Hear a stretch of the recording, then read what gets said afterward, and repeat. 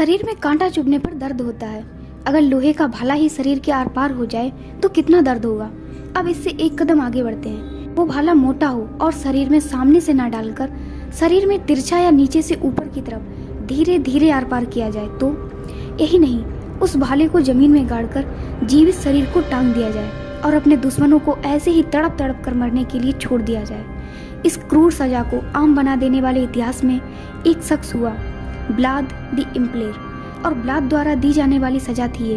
ब्लाद को इम्पलेर कहने का कारण उसका लोगों को सजा देने का निर्दयी तरीका था। इंग्लिश में इम्पेल का अर्थ होता है ठेलना, धकेलना या बल के साथ आगे बढ़ाते जाना। ब्लाद सन 1448 में रोमानिया का शासक बना था। इससे पहले कई वर्ष पूर्व ब्लाद के पिता भी शासक रहे थे, पर अपने लोगों की गद्दारी के कारण न केवल उनका तख्ता पलट किया गया, अपतिवाद में ब्लाद के पिता को भी मार डाला गया। संपूर्ण रोमानिया उस समय अस्थिर राजनीतिक परिस्थितियों, गृह युद्ध और तुर्कियों के आक्रमण से जूझ रहा था। ब्लाद के लिए अपना शासन बनाए रखना चुनौतीपूर्ण कार्य था। अपनी बादशाहत कायम रखने के लिए उसने एक के बाद एक करके अपने सभी विद्रोहियों और दुश्मनों को मारना शुरू कर दिया। लकड़ी के स्तंभ से शरीर को भेदने की सजा ब्लाद की सबसे पसंदीदा थी। स्तंभ के एक सिरे को इतना भी नुकीला नहीं बनाकर उसे गोलाकार सा रखा जाता था कि जब स्तंभ शिकार व्यक्ति के शरीर से गुजरे तो अंदरूनी अंगों को ज्यादा नुकसान ना पहुंचाए। फिर शिकार व्यक्ति को उसी जीवित अवस्था में तड़पता हुआ छोड़ दिया जाता था। शिकार व्यक्ति या तो कुछ घंटों में प्राण त्याग देता था या 2-3 दिनों में। ब्लाद गद्दारों के प्रति भी बहुत निर्दयी था। एक बार ब्लाद ने एक भोज का आयोजन किया।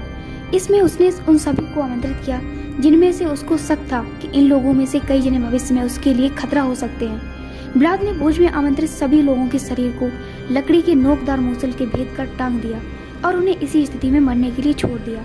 ऐसा करके ब्लाद ने अपने सभी दुश्मनों और जनता में संदेश दिया था कि जो कोई भी ब्लाद की तरफ आंख उठाएगा उन्हें क्रूर मौत का सामना करना पड़ेगा। ऐसे ही एक बार ब्लाद को पता पड़ा कि दुश्मन सेना उसके राज्य की सीमा पर आ चुकी है। ब्लाद ने अपनी सेना के साथ मिलकर दुश्मन सेना की एक टुकड़ी, जिसमें 20,000 दुश्मन सैनिक थे, को पराजित किया। फिर उन सभी पराजित सैनिकों को जीवित या मृत लकड़ी के स्तंभों पर टांग दिया।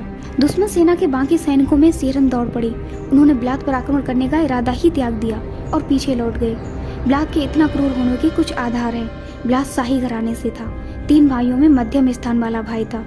ब्लाद के पिता बलाकिया, जो कि अब रोमानिया कहते हैं, के शासक थे। ब्लाद जब 11 साल का था तो तुर्कों ने राज्य पर हमला करके ब्लाद और उसके छोटे भाई को अगवा कर लिया था और उसके पिता को मजबूर किया था कि वो तुर्क सुल्तान की शर्तों पर काम करें।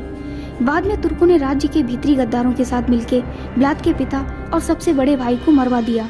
जेल में ब्लाद को बहुत अत्याचार सहने पड़े। ब्लाद के जेलशुदा छोटे भाई ने तुर्कों के दबाव में इस्लाम स्वीकार कर लिया, पर ब्लाद बहुत जिद्दी किस्म का बालक था। उसने टॉर्चर सहना जारी रखा। बाद में ब्लाद एक दिन उनके चंगुल से भाग छूटा। बाद में ब्लाद ने युद्ध कौशल सीखा और अपने राज्य को फिर से तुर्कों की दास्ता से मुक्त कराया और शासक बना। ब्लाद की यही टॉर्चर सहने की आदत और बदले की भावना ने उसे इतना क्रूर बनाया।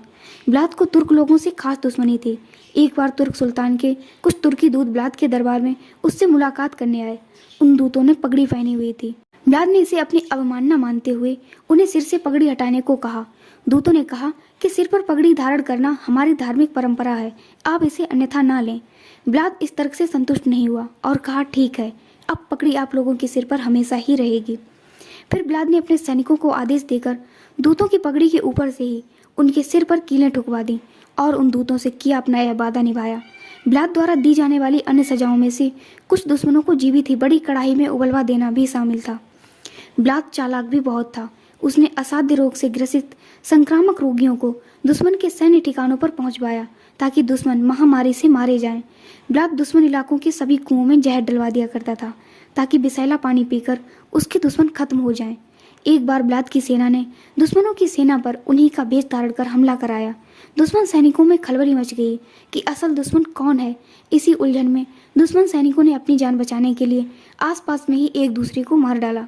ब्लाद को ड्रैकुला भी कहा जाता है क्योंकि वो दुश्मनों के रक्त से अपने हाथ धोता था। ब्लाद के इतने निर्दयी और क्रूर होने के बाद भी रोमानिया इतिहास में ब्लाद को एक तरह से हीरो ही माना जाता है, क्योंकि उसने रोमानिया भूमि को दुश्मनों से बचाने के लिए हर संभव प्रयास किए। आप कमेंट करके हमें जरूर बताएं, क्या इस वीडियो से पहले आप ये फैक्ट जानते थे या नहीं, और आपकी इस पर क्या राय है, और आपकी क्या राय है कि ब्लाद एक हीरो था या निर्दयी क्रूर शासक। कमेंट करके हमें जरूर बताएं। Thanks for watching.